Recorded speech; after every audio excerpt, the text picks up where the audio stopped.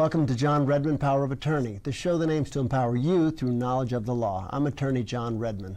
And hello everyone, I'm Shauna Sanford. Well, last week we learned a lot about how to find the right attorney and the duties and obligations that attorneys and clients owe each other. This week we'll focus on what that team owes the other side and the court. Attorney Frank Buck joins us again today, but we're shifting gears. Clients and their attorneys should always be on the same team, but often the players can factor into the mix. The other side's attorney, the judge, insurance adjuster, or private investigators are just some of the other people who can be pivotal in the outcome of the case. Things can get very ugly very quickly. That's why it's so important for the attorney and the client to be on the same page. It is, and before we bring on attorney Frank Buck, let's talk for just a moment.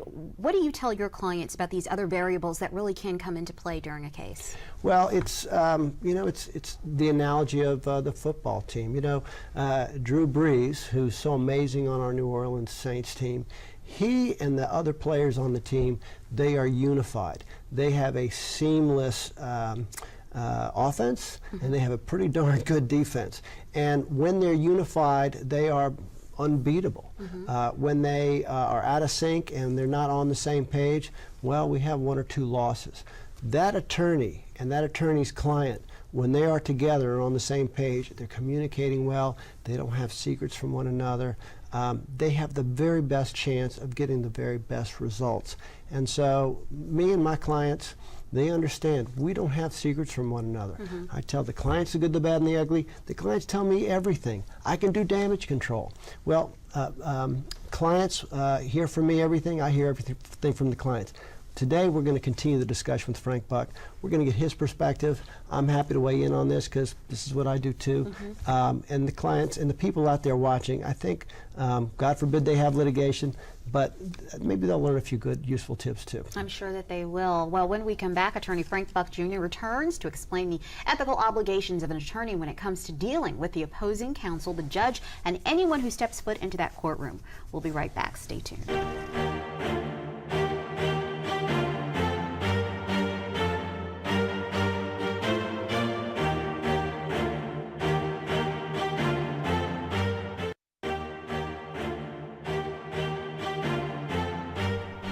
Hello everyone, welcome back. It's part 2 of our conversation about the attorney-client relationship, but today we're looking at how other parties can come into play and turn a case upside down. We're happy to welcome attorney Frank Buck Jr. back to the show. He's been practicing law for nearly 30 years and knows well about the inner workings of the attorney-client relationship. Frank, welcome back to the show. Thank you, John. Shauna. It's great to have you here. We learned so much during that first episode, so we're really glad to have you back here during the second episode. So I don't know that we can stress it enough. When you join forces with a client or a client with an attorney, you really are one team, or at least that's how it's supposed to be, right? Should be a cohesive unit, and Yeah. that is, you know everything that is relevant to you, that you think is relevant to your client's case, and your client has enough time to have vetted you or gotten background information on you that they feel comfortable, and you're developing that trust. That's at the core of it. Yeah, but why is it so important? Because it's not just you and your attorney and the case you're putting on. There are other players that really come into play when you're working on a case. Absolutely. You have to have, just like when you want your client to have full disclosure, the courts, the legal ethics system requires you to be honest about your disclosures and representations. So from the moment client comes to see you, you don't know whether that's going to just be a short-term attorney-client relationship, it's going to go to litigation, a lawsuit, and appeals. Since you don't have that kind of crystal ball, you have to assume almost every phone call you have with your client, assume the Bar Association's listening in. Assume everything's being recorded. And assume every piece of paper you send out on your client's case, everything you generate may one day be in front of somebody of the Bar Association. So ethics starts from the moment you answer that first phone call. Very important to know. And that's just a good practice overall because really this is an honorable profession. I mean, jokes all set aside, what we're doing is we're fighting for the rights of our clients. And the same thing should hold true on the other side. If you You may represent somebody who's been wrongly accused if you're in the criminal defense world. Maybe you represent a mom and pop organization that's maybe being sued by a bigger corporation, or maybe somebody's making a claim that you don't think should be fairly made. Maybe it's a slip and fall and you think you shouldn't be held accountable. And you're trying to make sure that that you don't your client doesn't get taken advantage of. When honorable ladies and gentlemen do their job as officers of the court, which is what we are, then you do your job honorably. You shouldn't worry that whatever you write and whatever you say on behalf of your client goes in front of the Bar Association, which is responsible for policing us lawyers and making sure that we are acting ethically. We're right and ethics, right and wrong, the way mom and dad or whoever raised you taught you right and wrong. And so hopefully you learned your right and wrong when you were in kindergarten, if not before, and you're not up to you're doing things right, and there's no mistaking it. And so they look at your file, your client and you go over your file, and you're presenting your case fair and square, or you're presenting your defense fair and square. Yeah, and so as a client, you don't want to get caught off guard. As an attorney representing a client, you don't want to get caught off guard. So if the two of you come together and you are a cohesive unit, how do you get that client prepared for these other parties that can cause a case to turn very ugly very quickly, shake things up, turn them completely upside down? You try your hardest, but number one, you have to resonate over and over from the first visit you have with them, and every time you're talking about different activities that take place along the timeline of handling a case. Everything you say can and will be used against you. Okay? First of all, social media, Facebook, etc. My first letter I send out to my client says, "Thank you for choosing me as your lawyer, and by the way, my number one tip is be careful what you put on social media, because you can't come back later and modify it and twist it up." That's right. And everyone on the insurance side is using that nowadays, because if Jane Doe says, "I have this really bad neck injury," and Jane's posting pictures of her at the beach playing volleyball, they're entitled to get it and use it. So everything you say can and will be used against you. That's not just in the criminal arena, that's as applicable in the civil arena. So you got to start that out from the first visit and remind them. You leave your house, you think somebody's following you. Probably are. Insurance company's entitled to hire a private investigator. Now, they have certain limitations. They can't come trespassing on your property. But you may very well wake up one morning, you live by yourself, and your garbage is strewn all over your yard, and you're out there bending and picking it up. And who's in the van with the dark windows with the camera rolling? So it's up to the attorney to inform the client, don't get caught off guard, these are the things that you need to be aware of. Sometimes clients ask you, but Mr. Buck, aren't there rules about them kind of following stalkers? As long as they're in the public domain, they can do that. They can't go looking at cameras into your bedroom window from the next door. But certainly that's something they have to be aware of. Yeah, it's still creepy, and really, we wish that there were more restrictive rules about it. But what's one of the things that it brings into the question of ethics is they may film your client when your client's having a good day. People with bad backs and bad necks, in the world that you and I operate in with personal injury, you can have good days and bad days. They might follow you for a whole week, 4 hours, 6 hours a day. And on the one day out of all those days that you feel well enough because you're tired of being a bump on the log and your spouse is giving you a hard time about being you say, when my wife comes home from work today, she's going to find that I weeded that garden, just to put that one smile on her face. And they film you bending over and pulling some weeds out of the garden just because you just didn't want to be a bump on the log for that one day out of all those months. And they film you. Now they see after they film you that you are aching around and you're limping around in all kinds of pain, and that videographer, that private investigator, turns off the camera when he sees that you are laid up in bed for the next 3 days. They turn off that camera. We don't get to see that film. They turn off the camera. So there's a little bit of a sneaky way that some of these videographers do it, but there's an ethical dilemma there. That's ethics on the other side, because just as you and your client have an ethical duty to talk straight, don't misrepresent facts, answer the questions you're required to answer, the other side has ethical duties to us. And I question, and I've taught seminars to private investigators. Every year I did with Primetime Legal CLE. And I'd have this debate with some private investigators. Some told me that they would keep filming and give the film over to the insurance lawyers. Some told me that they thought they didn't have an obligation to keep filming. So even within the private investigator world, there's a debate about whether or not they had an ethical duty. Go ahead.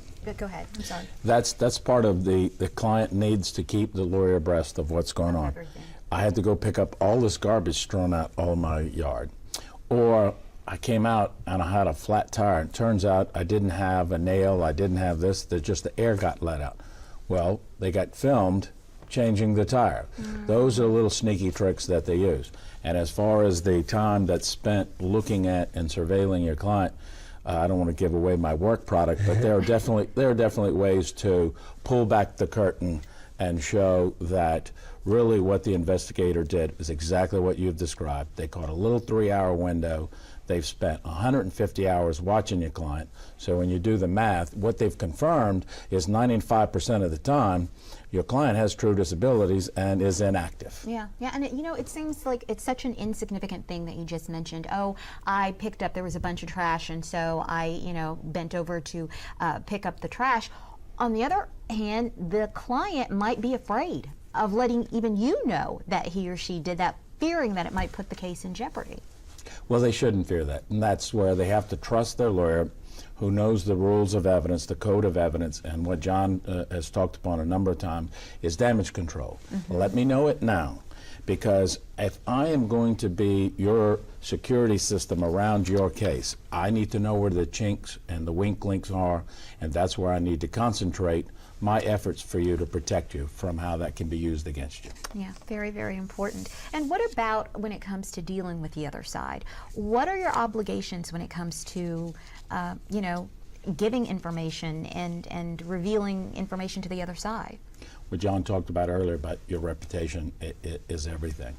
So if you know the rules of procedure, you know the rules of evidence, sometimes the other side may put a higher demand than what the rules require. And you need to be up front and say, I'm not going to abide or agree by that, but follow the rules, follow the code of evidence.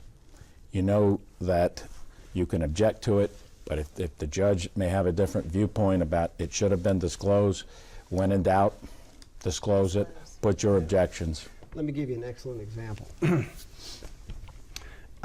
Under Louisiana Code of Evidence, typically you must reveal to the other side when you are asked, either in the written questions that you're given in a case, or if your client is in a deposition where you're under oath and you have to ask the other lawyers questions face to face, whether or not you have been convicted of certain crimes, felonies, within the past 10 years as of the time the question is asked.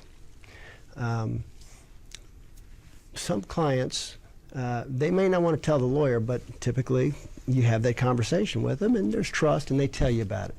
Well, if the client says, well, I was younger and I was foolish and I got convicted of possession of marijuana or drugs or whatever 15 years ago. And I got arrested a couple of times, and I got arrested, I was still young and foolish, 9 years ago, 8 years ago, 5 years ago. What's so important that a lot of people don't realize is you only have to reveal to the other side. Now, you tell your lawyer everything, but you only have to reveal convictions or where you pled guilty to certain crimes. Now, where people make big mistakes is they don't tell the lawyer, and then they think they're being clever. Maybe the conviction was in Wyoming or Hawaii or Alaska, and, oh, nobody knows about that. You deny having been convicted of a crime, or you deny an arrest. Arrest, yes. And because you think you're being slick and you don't tell your lawyer. Well, now, what would never come before the jury in a case, it all comes out because you got caught lying about it. It's more than 10 years old, it's an arrest, arrests don't come in because you lied about it and you didn't let your lawyer do the damage control. The jury hears about everything. And then that takes on a whole life of its own. Because you lied about it. It's your credibility which you have put at issue. Because you demonstrated yourself to be a liar and you didn't trust your lawyer and tell your lawyer about it. Okay, well, we have to take a break, but coming up next, we're going to answer your questions, and you have lots of them, so stay tuned. We'll be right back.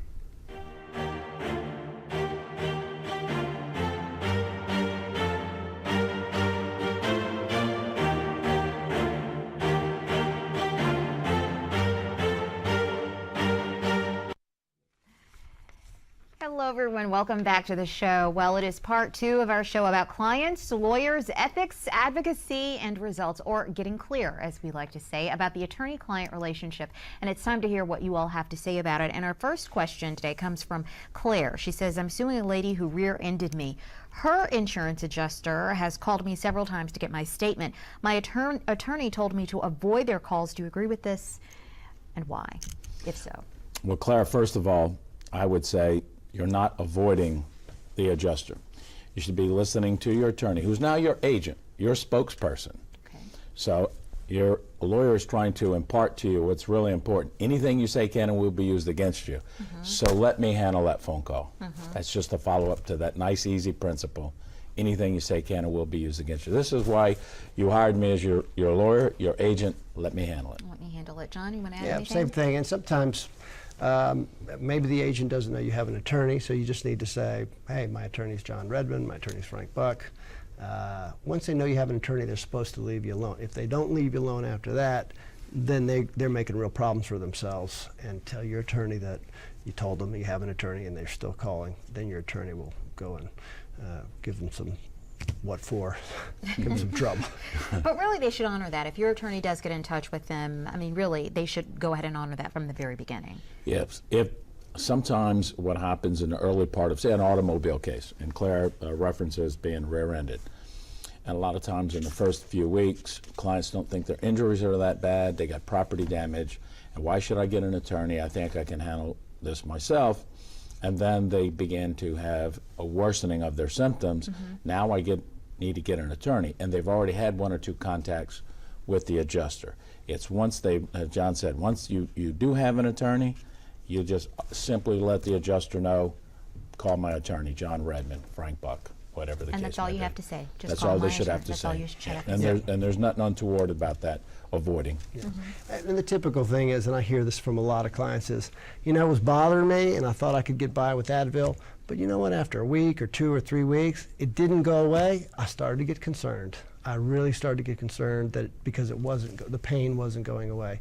That's usually when, that's not usually, but that's often when I get a call, other lawyers get calls. I often see that, yes. Okay. We have a question from Nicholas, who said, I filed a lawsuit against one of my favorite restaurants downtown. The judge that is hearing our case is a regular at the restaurant. I feel that the case will be biased. Can I request another judge?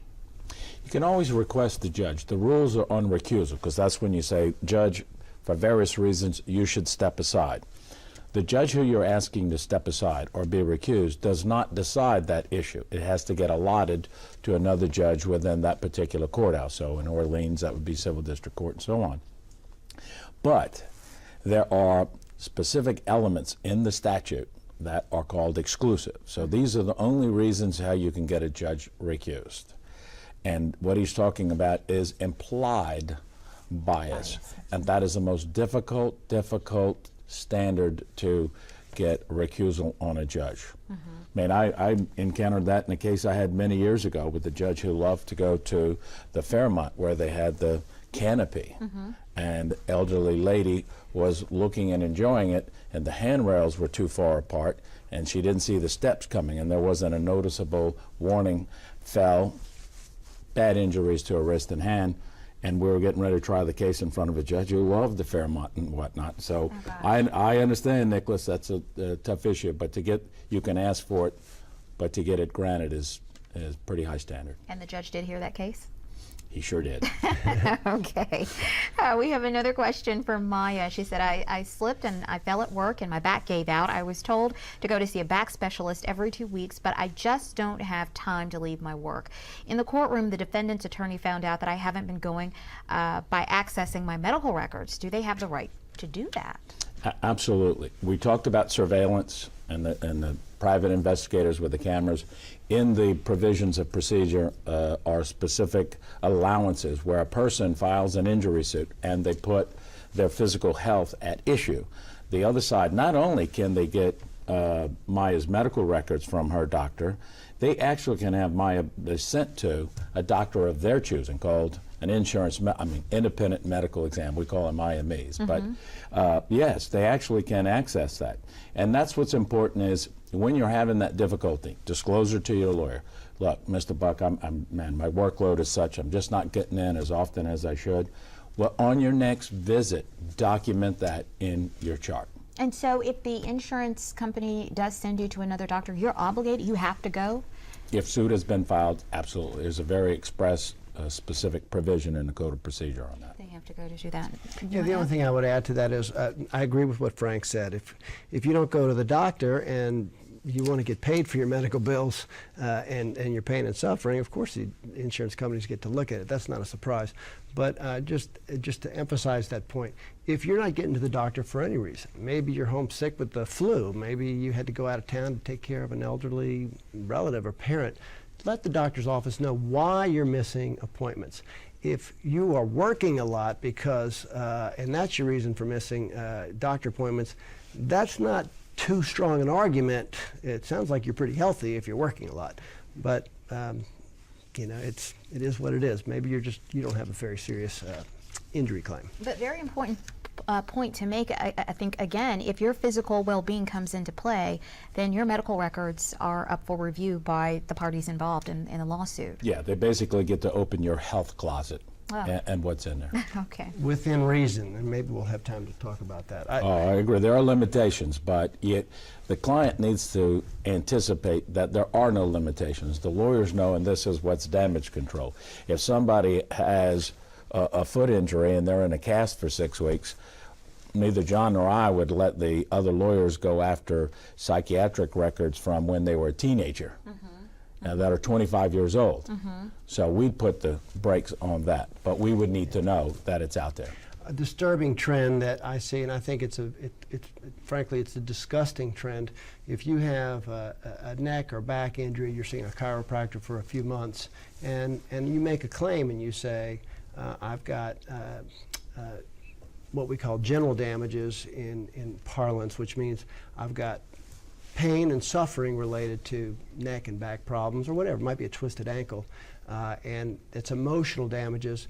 There are insurance companies out there, some of which have insurance lawyers who say, well, you say you have emotional damages. If you've seen a psychiatrist for any reason, not meaning you saw a psychiatrist related to the car accident for which you saw a chiropractor, we want to see all your psychiatric records. If you saw a rape counselor 5 years earlier, we want to see those records. If you saw, we want to see all your OB-GYN records, just in case you mentioned to the OB-GYN anything about this accident. I think that is a dishonorable and disgusting approach that insurance lawyers take to try and intimidate people with legitimate claims out of filing suits. And Frank and I and other lawyers I've talked to, we fight that. We go in front of the judge and we say, Judge, surely you're not going to let this stand. And 95% of all judges say, we're not going to let you do that. You can look at medical records related to this injury, or if they had injuries in the past to the same part of the body, you can look at those medical records. But you can't play that game, and that is playing a game, in my opinion. Yeah, to me, it's what's called the bridge. You know, we've got, this is what's in this case right now. These are those records over there, and the longer, the thinner the bridge, the less likely those past records have connection, and so they don't get to cross over into this case. Okay, well, maybe we can get in one more question. This one comes from Luke. He says, in one of my recent court hearings, the defense counsel said something that misrepresented me, but I couldn't interrupt. Can my lawyer say something to protect me? Now that it is after the hearing, can he still say something now that it's after the fact? Short answer. Yeah. Contemporaneous objection, that's legalese. What it means is the lawyer has to object right then and there, and he has to do it right then and there, and you can't stop the other lawyer from calling as the client. You're sitting there next to your lawyer, can't stop the other lawyer from just calling you all kind of names under the sun, and the clients feel like they've been misrepresented, and sometimes that's not, quote, objectionable. You get your turn at the podium. Yeah, so you only get one shot at it. If you don't object, one bite at the apple. if you don't, that's it. If you don't object right then and there, first of all, it better be objectionable. You know, oh, you're just saying bad character about my client. I don't believe that's in the code of evidence. So it has to be in the code of evidence. And if it's there and they're taking something that they shouldn't be using, absolutely. But you got to have to object right then and there. That's your one bite. Okay, all right. Only a few seconds left. You want to add anything? Just all things being equal, this town, most lawyers, plaintiff and defense, we get along pretty good. There are a few bad apples who think being a jerk is being good lawyering. Most lawyers don't put up with that. You send a letter to the other side and say, look, you know, you get more with honey than with vinegar. That was vinegar. Do me a favor. Send a letter and say, you got a little bit too torqued up. You cross the line there. If you would do that, I think that might help negotiations. It might work, it might not, depends on who you're dealing with. That's not in the code of evidence either, but just a thought. Frank, we are out of time. Thank you so much. I've learned a lot. Appreciate your time on the show. Thank you both. Appreciate it very much. And we certainly hope that you all have learned a lot as well. Be sure to join us next week when we will delve into another hot legal topic. Until then, be sure to visit us online. Go to johnredmondpoa.com for more information about today's show and other important legal topics. Send in your questions, and don't forget to follow us on Twitter and Facebook. Watch all of our shows there. We'll see you next time. Thank you.